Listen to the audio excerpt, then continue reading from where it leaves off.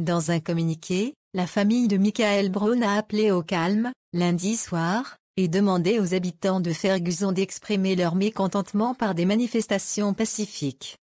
Mais mardi, une vidéo a été publiée par le New York Times, dans laquelle on voit le beau-père du jeune homme abattu par l'officier Darren Wilson, en août dernier, inciter la foule à brûler la ville.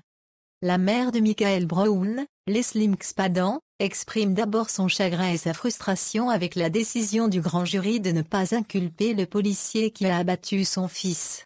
« Je n'ai jamais fait de mal à personne », commence-t-elle en pleurant, alors que des cris fugues de police montent de la foule.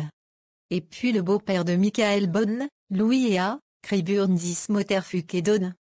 Prenant un micro, il scande plusieurs fois Burndy's Beach Dawn, brûler cette putain de ville. Émotion brute. L'avocat de la famille, Benjamin Crump, s'est exprimé mardi à la mi-journée. Selon lui, les propos du beau-père étaient complètement inappropriés. Mais on est dans l'émotion brute. Imaginez si vous veniez de perdre votre enfant et on vous annonce qu'il n'y aura pas de procès. Ne les condamnez pas pour être simplement humains, a-t-il demandé.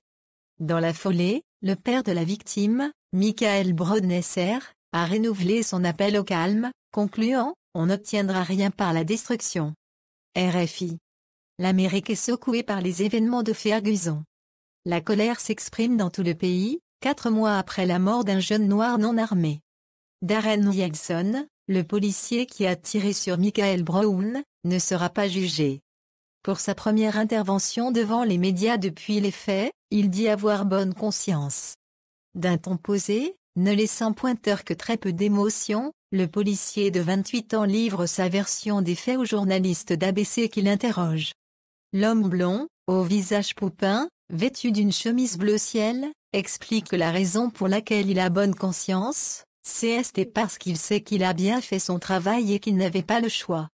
Darren Wilson revient dans le détail sur l'enchaînement d'événements qui ont précédé les 12 coups de feu mortels. Le policier, qui n'est pas vraiment un poids-plume avec ses 95 kilos, raconte qu'il a été impressionné par la corpulence de Michael Brown, qu'il décrit comme un homme puissant. Brown, il faut dire, pesait 130 kilos. Alliant les gestes à la parole, Wilson raconte comment il s'est retrouvé coincé dans sa voiture de patrouille, face à un adolescent qu'il décrit comme très agressif. Il dit avoir essayé de repousser le jeune homme avec sa portière. Il soutient ensuite avoir été frappé au visage. À un moment, il redoute que le jeune homme ne lui dérobe son arme, décrivant un déluge de violence pendant 10 secondes. Il y a eu aussi des manifestants à Cleveland, dans l'Ohio pour dénoncer la mort d'un garçon noir de 12 ans abattu le week-end dernier par un policier alors qu'il manipulait. Le message est: quand on est noir, on a le droit de tout faire, même agresser un policier. Il doit prendre des coups et fermer sa gueule.